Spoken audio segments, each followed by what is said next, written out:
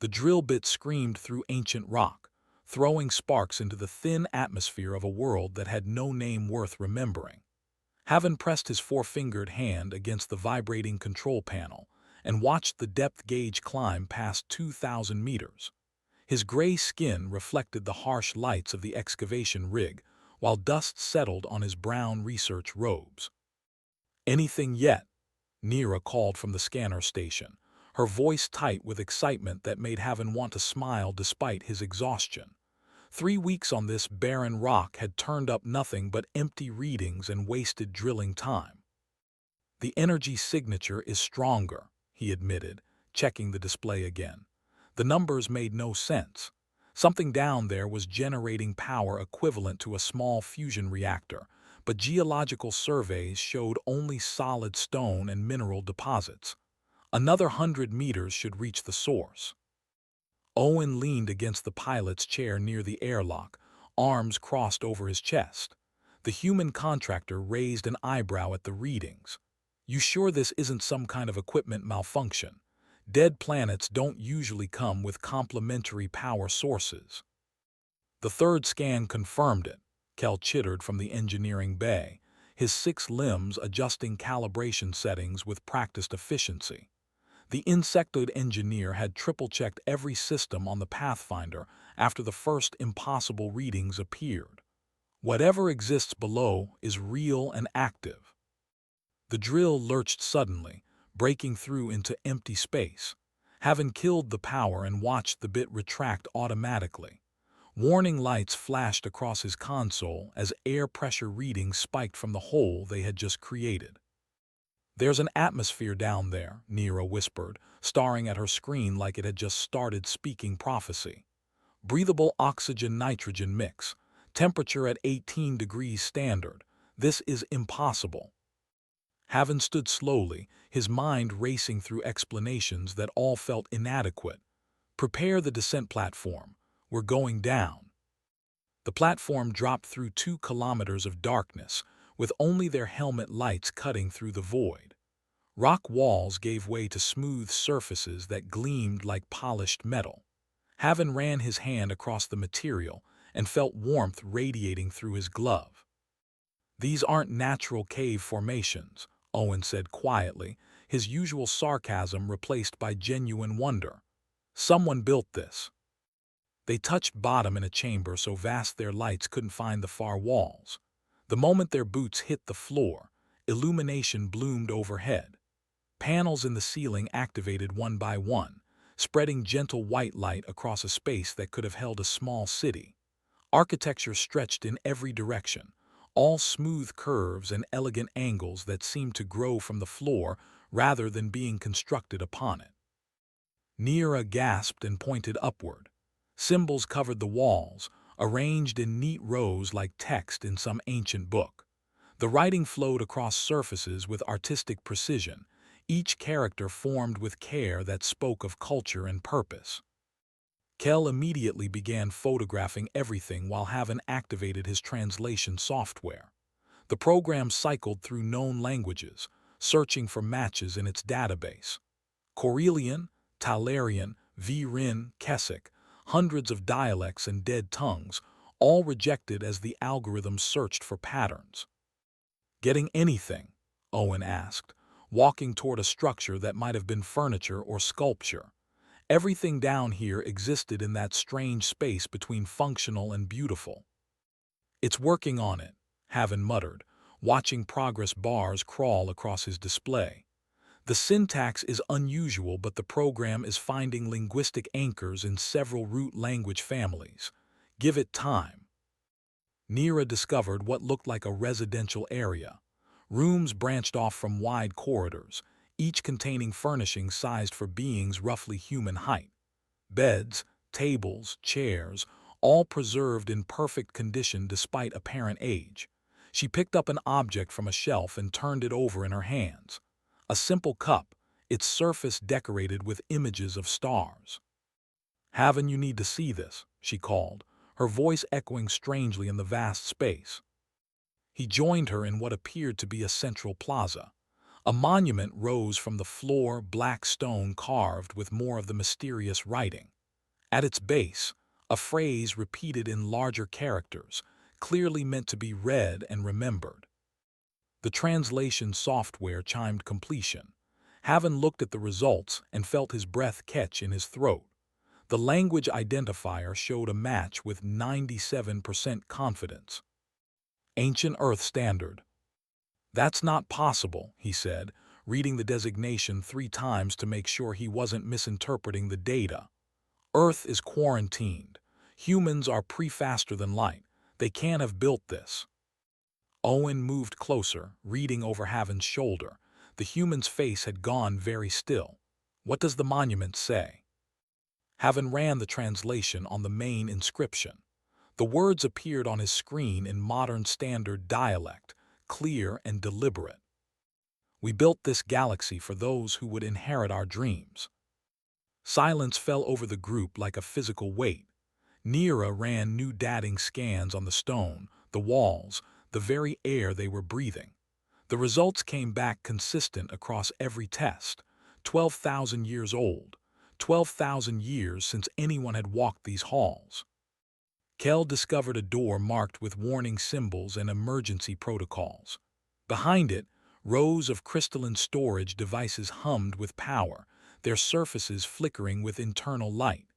Data repositories, still active after all this time.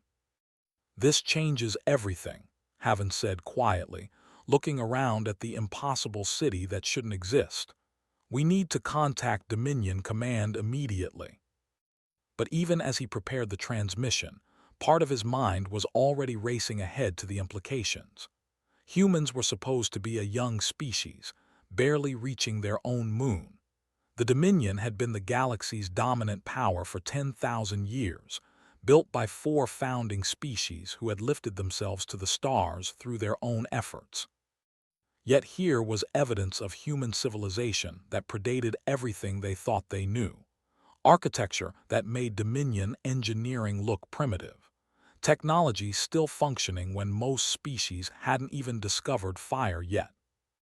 Owen stood at the plaza's center, looking up at the monument with an expression Haven couldn't quite read. The human contractor had signed on for a simple survey mission, expecting to catalog rocks and minerals for a few weeks before heading home. Instead, he was standing in the ruins of an empire his own ancestors had somehow built and abandoned. "Why did they leave?" Nira asked softly, the question hanging in the still air. "If humans could build all this, why did they just disappear?" Haven had no answer. He sent the emergency transmission to Dominion High Command and attached every scan, every photograph, every piece of impossible data they had collected. Then he sat down on the edge of the monument and waited for the galaxy to change. Above them, 2 kilometers of rock separated this hidden city from the barren surface. But down here in the light and silence, surrounded by beauty that had waited 12 millennia to be discovered, Haven felt the weight of history pressing down like the stone overhead. Something had happened here. Something that made humanity's most advanced civilization choose to vanish from the stars. And now, for better or worse, the Dominion had found their secret. 2 weeks changed everything about the dig site. What started as 4 researchers with portable equipment became a full expedition with prefabricated structures dotting the canyon floor. The Pathfinder now shared airspace with the Absolute Truth, a Dominion heavy cruiser that hung in orbit like a watchful eye. Grand Assessor Riven walked through the underground city with the confidence of someone accustomed to authority, but her violet eyes betrayed genuine wonder at every turn. The Talarian diplomat's crystalline skin caught the ancient lighting and scattered it in rainbow patterns across the walls. Behind her, Commander Brell's scarred face remained impassive as he catalogued potential security concerns. "Show me everything," Riven commanded, her voice carrying the weight of the Dominion Council itself. Haven led them deeper into the complex, past the residential areas he now knew by heart, through corridors that still smelled faintly of something he couldn't quite identify. Kell had suggested it might be preserved atmosphere from when the city was sealed, air that had been waiting 12,000 years to be breathed again. They reached the data repository chamber where crystalline storage devices lined the walls like silent sentinels. Dr. Solis, the elderly Keswick scientist who had arrived with Riven's team, approached the nearest device with trembling hands. His cybernetic memory implants flickered as they interfaced with the ancient technology. "Remarkable," he whispered, his scaled fingers brushing across the crystal surface. "The data structure is more advanced than anything we use currently, yet the basic architecture is elegant in its simplicity. Whoever designed this wanted it to last and wanted it to be understood." Nira had spent the past week learning to activate the archives. She touched a control panel and holographic displays burst to life around them. A star map materialized in the center of the chamber, three-dimensional and impossibly detailed. Territorial boundaries glowed in soft blue light, spreading across 40% of the visible galaxy. Every border was marked with the same symbol they had found on the monument. Earth's ancient glyph, repeated thousands of times across space, the Dominion had claimed for 10 millennia. "This can't be accurate," Brell stated flatly, his tactical mind rejecting the implications. "Our founding species explored empty space when we expanded.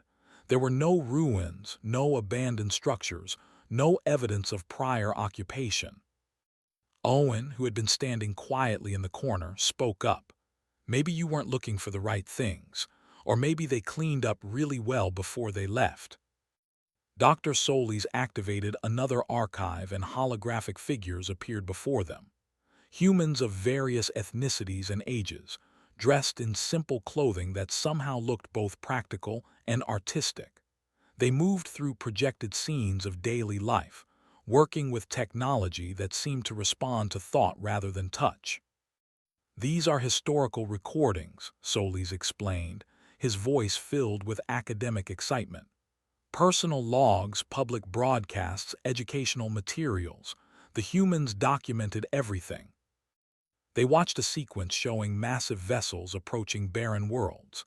Energy beams lanced down from orbit, reshaping atmosphere and geology with precision that made current terraforming technology look like primitive tools.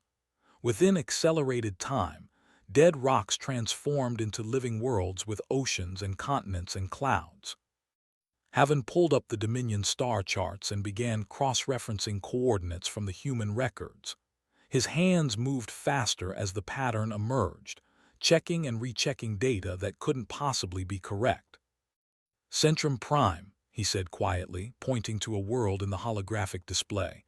"Our capital, the seat of Dominion power for 10,000 years." He activated the corresponding human archive, and they all watched as ancient humans terraformed the planet from a toxic wasteland into a garden world. "They built it. They built our homeworld." Riven said nothing, but her crystalline skin had shifted to a deeper purple that indicated profound emotional disturbance. The archives continued their revelations. Trade networks spanning hundreds of sectors, peaceful exchanges with species the Dominion had never heard of, research facilities dedicated to solving problems like drought and disease and extinction. Everywhere the humans went, they helped and taught and then moved on. "Where are the weapons?" Brell demanded, frustrated by the absence of military infrastructure. "Where are the defensive installations, the battle stations, the strategic command centers?" "There aren't any," Nira answered, having already searched for the same thing. "I've reviewed hundreds of hours of records. The humans had ships, but they were for exploration and transport. The only defensive systems I found were automated platforms designed to deflect asteroids and cosmic debris from populated worlds." Commander Brell looked like he had bitten into something sour. No civilization expands across half a galaxy without military power. Someone must have opposed them. Owen laughed, though the sound held no humor. "Maybe nobody opposed them because they weren't conquerors. Hard concept for a military mind to grasp, I know." Dr. Solis discovered a library section and activated its contents. Streams of text, images, and video filled the air around them. Philosophy, poetry, mathematics, music, thousands of years of human culture preserved in perfect clarity. One particular archive caught Riven's attention. She gestured, and the projection expanded, showing a gathering of humans in what appeared to be a government chamber. The date stamp indicated this recording was made near the end of the human presence in the galaxy. "This is a council session," Solis translated, listening to the discussion.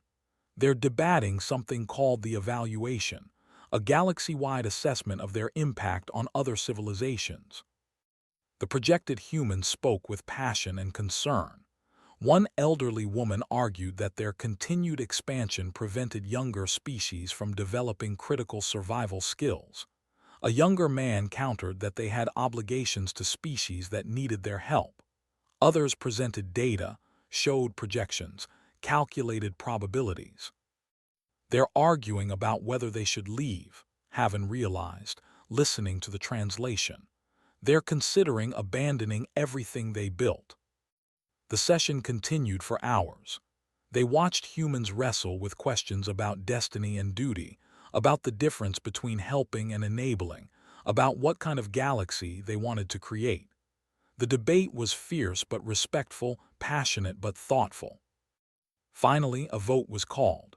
The resolution appeared on screens throughout the chamber, written in text that Solis translated aloud.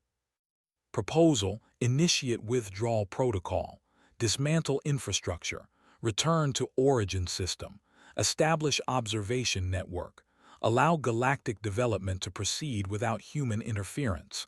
Estimated timeline: 200 years. The vote passed with overwhelming support.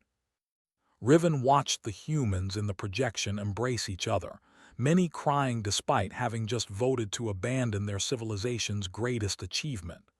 "They chose this," she said softly. "They had everything, and they chose to give it up."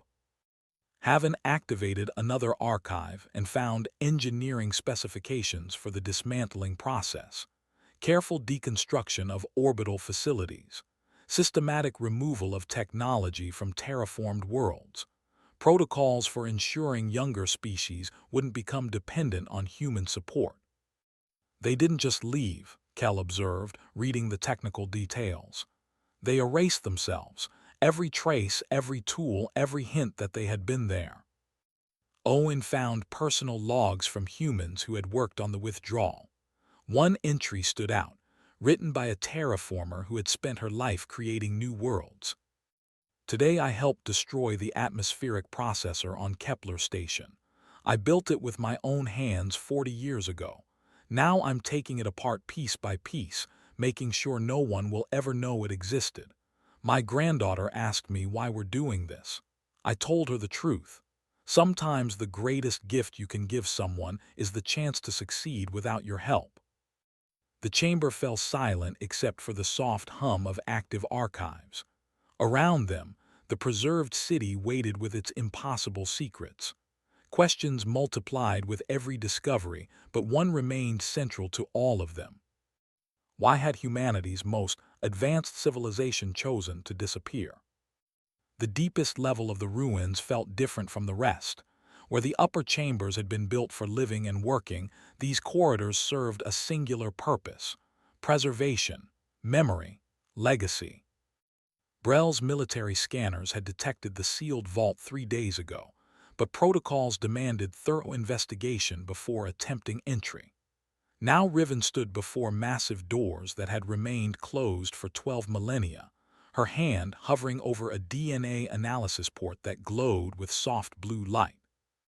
"The genetic lock is designed for non-human biology," Dr. Solis confirmed, studying the interface. "Whoever sealed this vault wanted to ensure only those who came after humanity could open it." Riven placed her crystalline palm against the scanner. Light pulsed through the mechanism, reading her genetic code, comparing it against stored parameters, confirming that she was not human. The doors responded with a deep grinding sound that echoed through the chamber. Ancient mechanisms engaged, and stone that had been sealed since before the Dominion existed slowly parted. The vault beyond was spherical, its walls covered in reflective material that created infinite recursions of the small group as they entered. In the center, suspended in a column of soft light, hung a single crystalline archive device. Unlike the repositories in the upper levels, this one bore no marking, except a simple phrase etched into its base. For those who inherit the stars, haven't translated. Neera approached the column carefully, her scanner active and recording. The moment she came within arm's reach, the crystal pulsed once and projected a holographic figure into the space before them. A woman appeared, life-sized and impossibly real despite being nothing but light and code.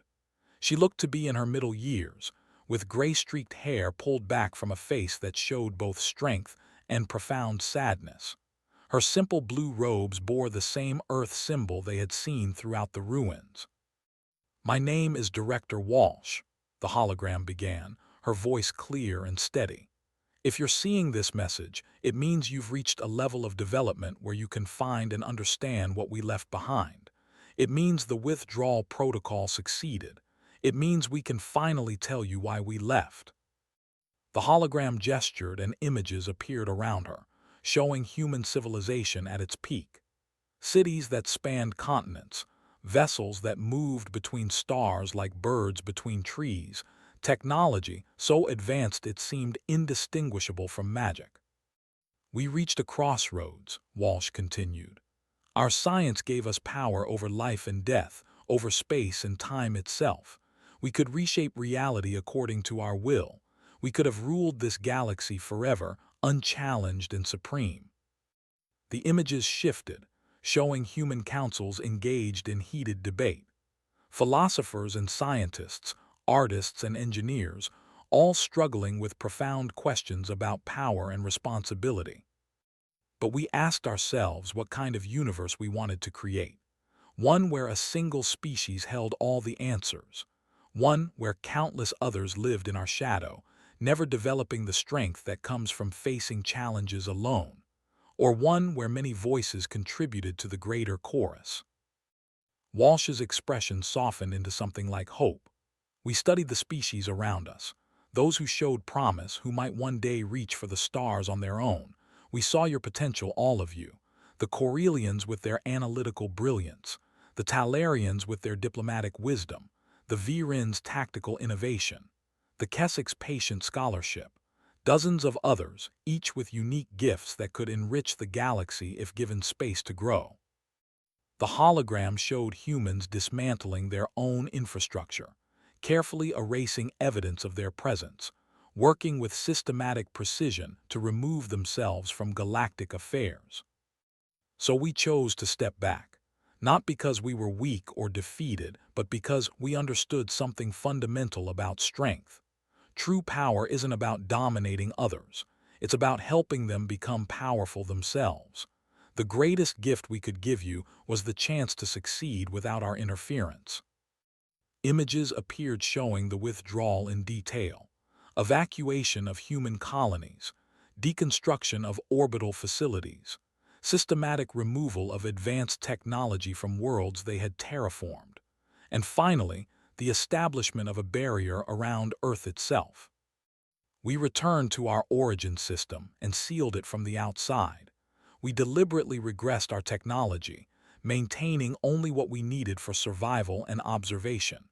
We became watchers instead of participants, parents observing their children from a distance. Walsh's image walked through the holographic displays, her face showing the emotional weight of what she described. It wasn't easy. Many of us spent our entire lives building what we then spent our final years dismantling. We cried as we left worlds we loved. We mourned the civilization we had created, but we knew it was necessary. The hologram stopped and looked directly at Riven. "We placed monitoring stations throughout the galaxy, hidden but always active. We've watched you grow, all of you. We've seen you form alliances and build governments. We've witnessed your art and your science, your struggles and your triumphs. and we've been proud of every step you've taken." New images showed critical moments in Dominion history: the formation of the first alliance between founding species, the establishment of peaceful contact protocols, the creation of the council system, and in each scene, subtle hints of human influence, barely visible but unmistakably present. "We weren't completely absent," Walsh admitted.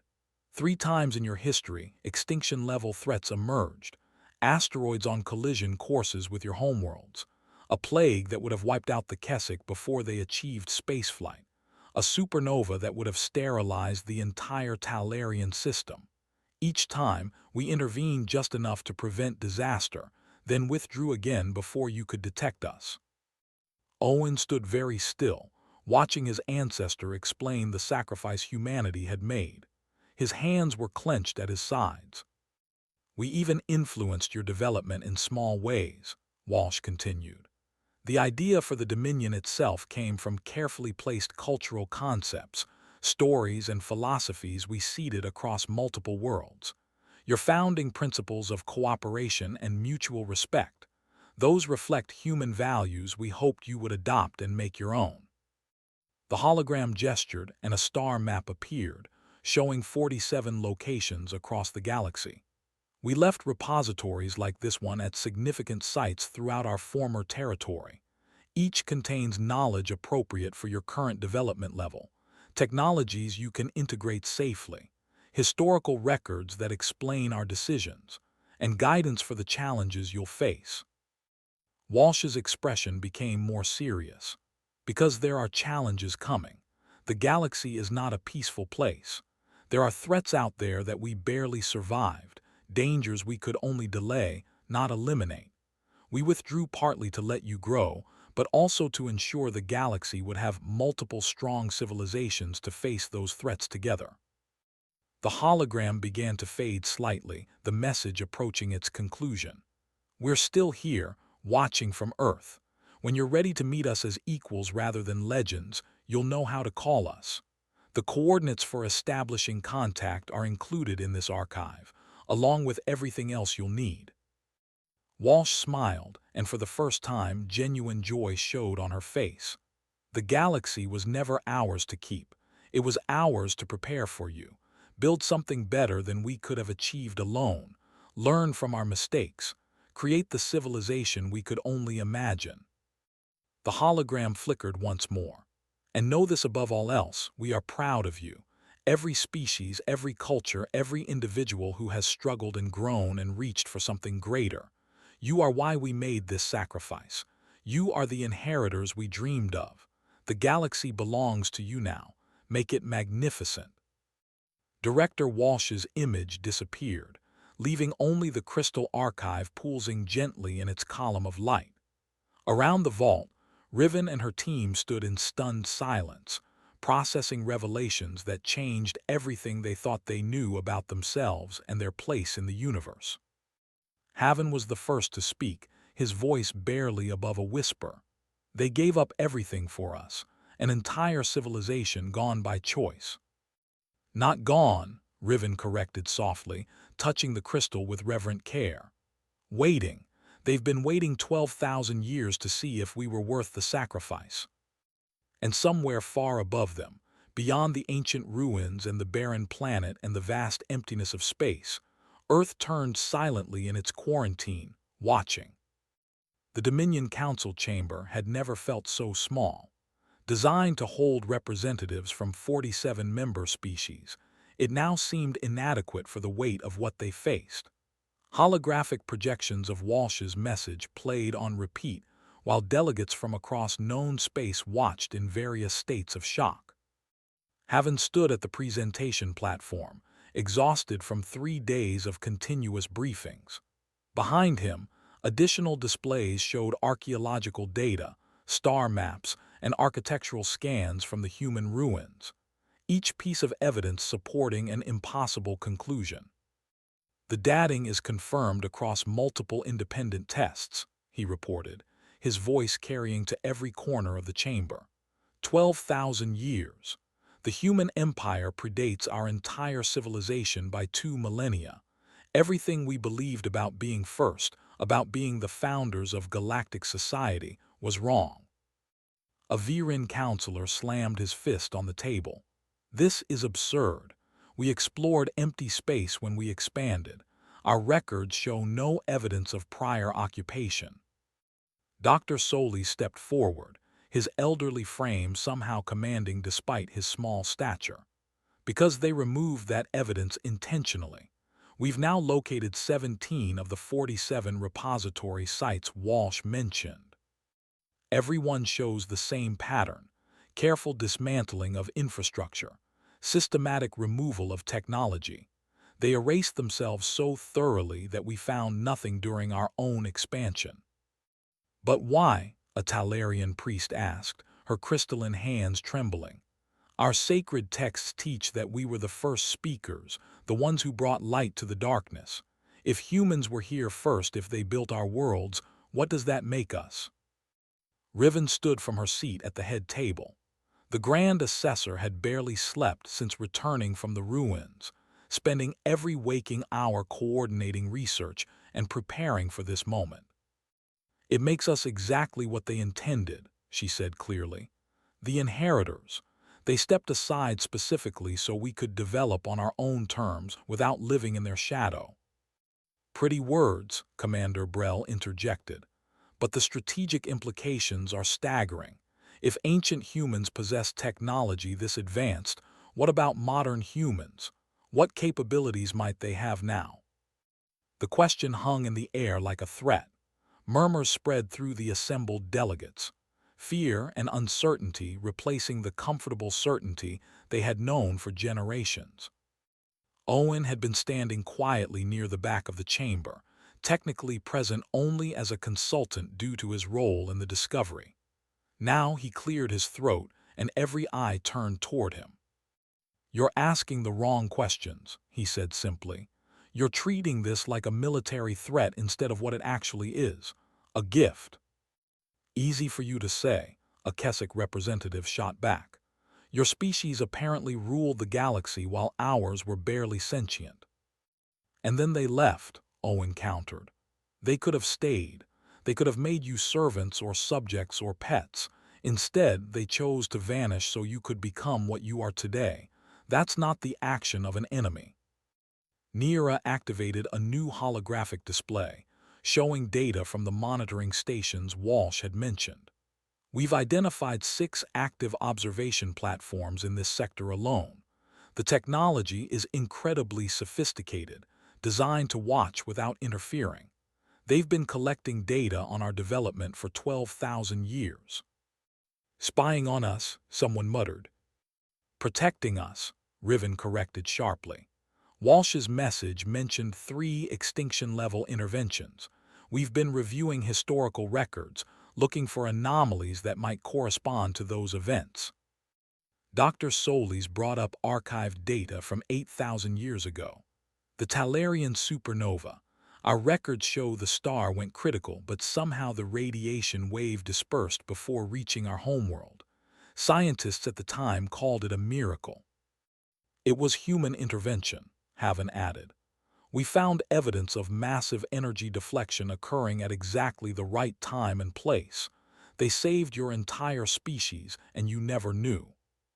Similar patterns emerged from Keswick and Viren history.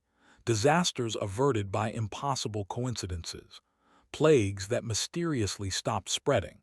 Asteroids that changed course at the last moment.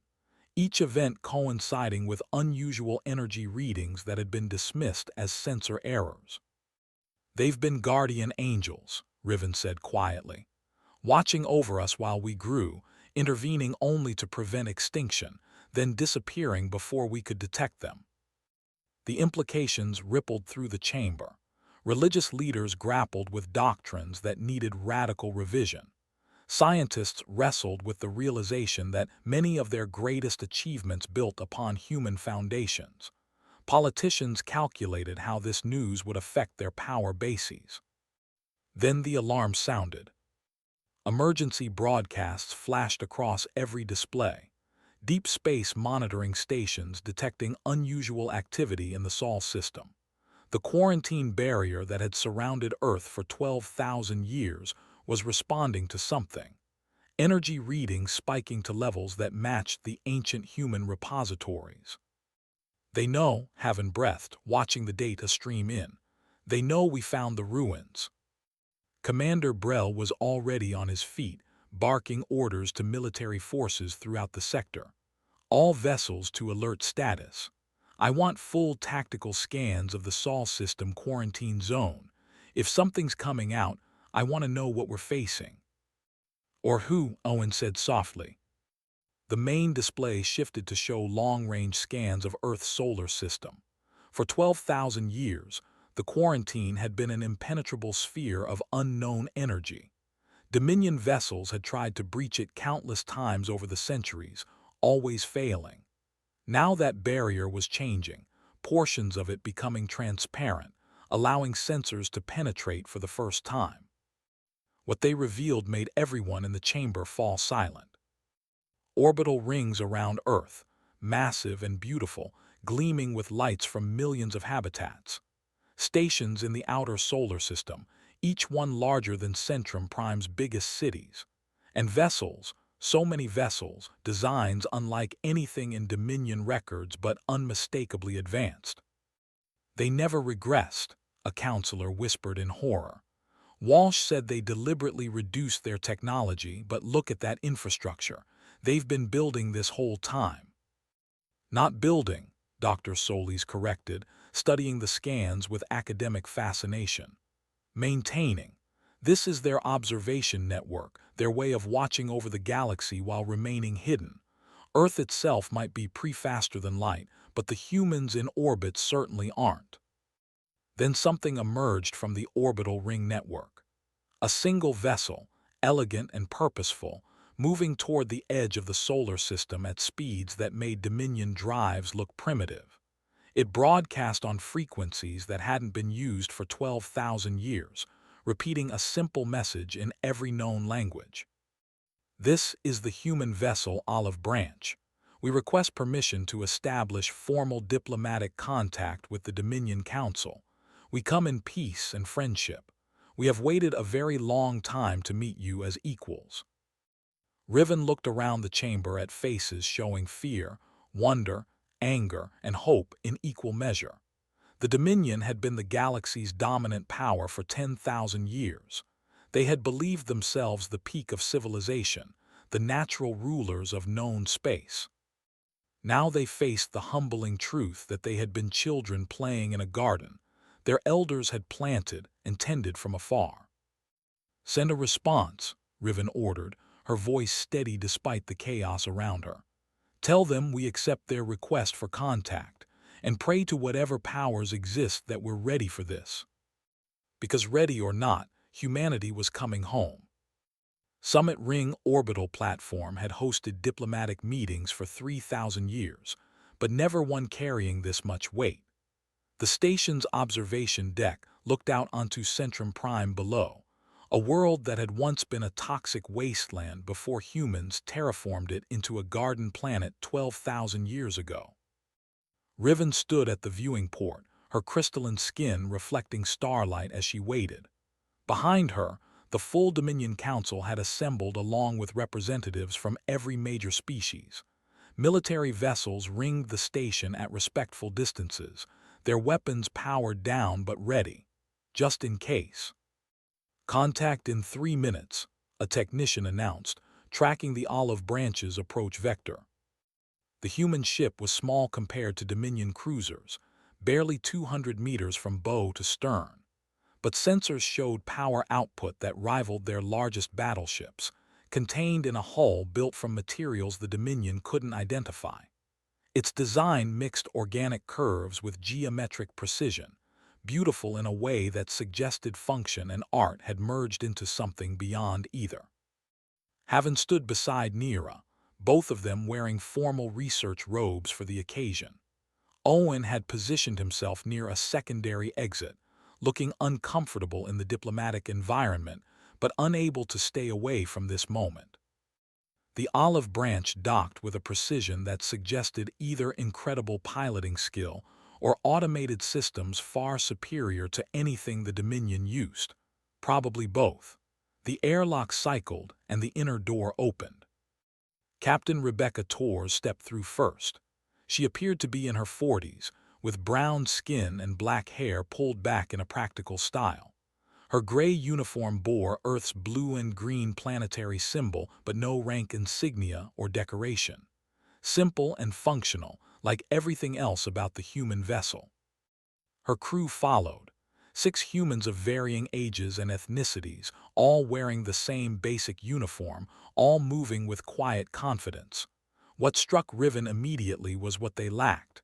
No cybernetic enhancements, no genetic modifications visible in their bone structure or body proportions. They looked completely, ordinarily human. Torres smiled and approached Riven directly, extending her hand in the ancient human gesture of greeting. Grand Assessor Riven, it's an honor to finally meet you in person.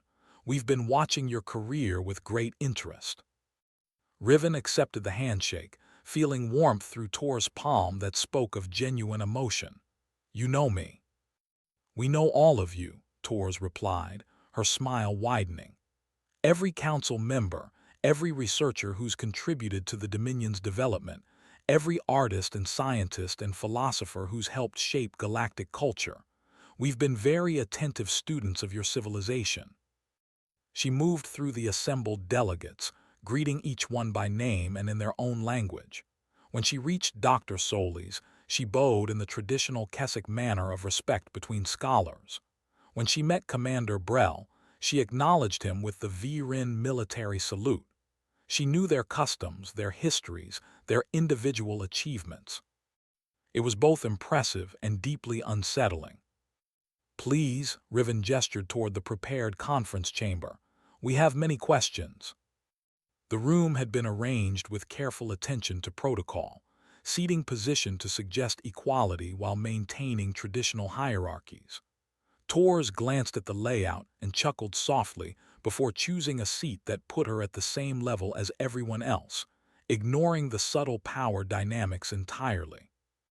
I imagine you do have questions, she said once everyone had settled. 12,000 years is a long time to maintain a secret, but before you ask, let me address what you're probably wondering most. Yes, we're really human. No, we haven't genetically modified ourselves into something post-human. And yes, Earth really is pre-faster-than-light technology. How is that possible? Haven asked, unable to contain himself. We've seen your orbital infrastructure, your vessels, your power generation. Earth couldn't support that level of advancement. Earth doesn't, Torres explained patiently. Earth is something special. A museum, a reminder, a touchstone. We maintain it deliberately at a pre-industrial level of technology. No computers, no advanced manufacturing, no faster-than-light capability. Just humans living simple lives in harmony with their planet. She activated a holographic display showing Earth in stunning detail. Pristine forests covered continents. Oceans teemed with life. Small cities integrated seamlessly with natural landscapes. No orbital traffic. No industrial zones. No signs of the advanced civilization watching from above. We rotate, Torres continued. Every human spends part of their life on Earth, living without technology, remembering what we came from. Then we return to the orbital habitats and deep space stations where we maintain our actual civilization. It keeps us grounded, prevents us from forgetting why we made the choices we did. Neera leaned forward. But why? Why limit yourselves when you clearly have capabilities beyond anything we've achieved? Tor's expression became more serious. Because we learned something important 12,000 years ago. Power without wisdom leads to stagnation. We had become so advanced, so capable, that nothing challenged us anymore. We were becoming gods, and gods don't grow, don't change, don't improve. We were dying culturally even as we thrived technologically. She gestured to the delegates around the table. Then we looked at the species around us. Younger, struggling, learning through failure and success. You were vital in ways we hadn't been for centuries. So we asked ourselves, What matters more, being powerful or creating a universe where power is shared? You chose to share, Riven said softly. We chose to step back, Tors corrected. There's a difference. Sharing suggests we retained control. Stepping back means we genuinely withdrew, gave you space to develop on your own. Everything you've achieved, you did without our direct help. Commander Brell crossed his arms. Except for the 3 times you prevented extinction events. Would you prefer we had let those civilizations die? Tors asked mildly. We promised to watch, not to intervene, but we're not monsters.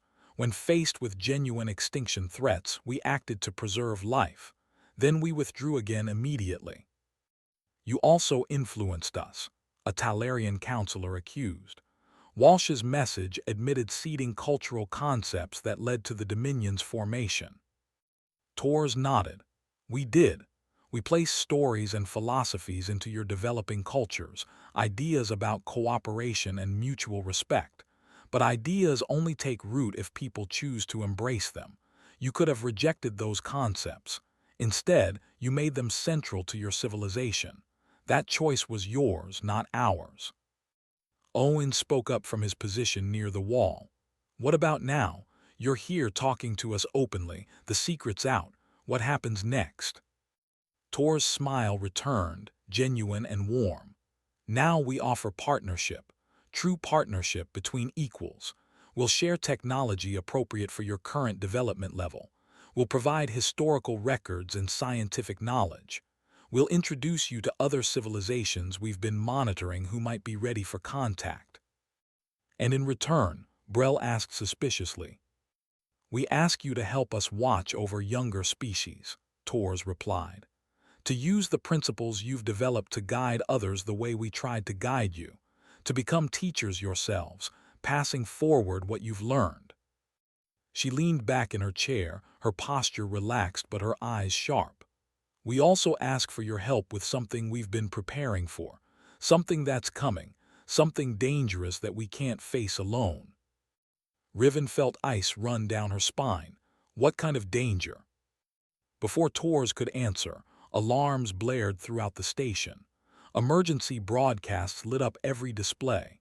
Deep space sensors detecting massive anomaly approaching from intergalactic space. Estimated composition, thousands of ships, each 1 kilometer in length. A technician's voice cracked with fear. Contact in 14 days. Unknown configuration, unknown intent, but energy signatures match fragments in our oldest archives. The ones that mention. The Devourers, Tors finished quietly, her expression grim. We drove them back 12,000 years ago, but we knew they'd return. That's why we left. That's why we needed you to grow strong. Because when they come back, we can't stop them alone. She looked around the table at faces showing shock and fear. The question is, are you ready to stand with us? Because they're coming whether we're ready or not. And this time, they're bringing everything they have. Outside the viewing port, stars continued their eternal dance. But now those points of light felt less like promises and more like distant warnings of what approached from the darkness between galaxies. Unity Forged had been the Dominion flagship excellence until 3 days ago when human engineers arrived with retrofitting equipment. Now the bridge hummed with hybrid technology, Dominion systems interfacing with human platforms in ways that should have been impossible but worked perfectly. Riven studied tactical displays showing the Devourer fleet approaching through deep space. The creatures looked like nightmares made real, biomechanical ships covered in chitinous armor that pulsed with sickly light. Each one was kilometers long, capable of consuming entire asteroids for raw materials and reproducing mid-battle. 14,000 vessels confirmed, Commander Brell reported, his voice steady despite the numbers.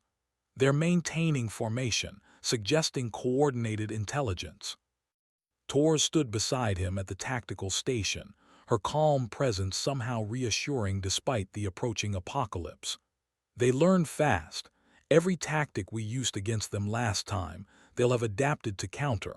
That's why we needed fresh minds, new approaches. Around Centrum Prime, the combined fleet assembled. Dominion vessels numbering in the hundreds of thousands formed defensive perimeters, while human weapons platforms materialized from hidden locations throughout the system. Massive constructs that had been dormant for 12 millennia activated with terrifying purpose.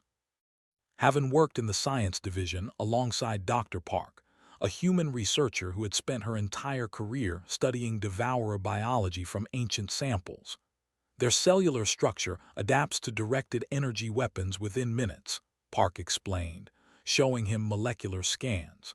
Kinetic weapons work longer, but they develop armor plating. Nothing stays effective for more than a few engagements. Then how do we fight them? Haven asked. We keep changing tactics, Dr. Solis interjected, studying the same data. Never repeat the same attack pattern, constant innovation. Owen sat in the pilot-ready room with Lewis, a human fighter pilot who moved with the easy confidence of someone who had trained their entire life for this moment. Around them, dozens of other pilots from multiple species prepared for launch. "You scared?" Owen asked. Lewis grinned, terrified. "You?" "Same." They bumped fists in a gesture that transcended species, warriors acknowledging shared fear before battle. The Devourers dropped out of faster-than-light travel at the system's edge. Reality rippled around their emergence, space itself seeming to recoil from their presence.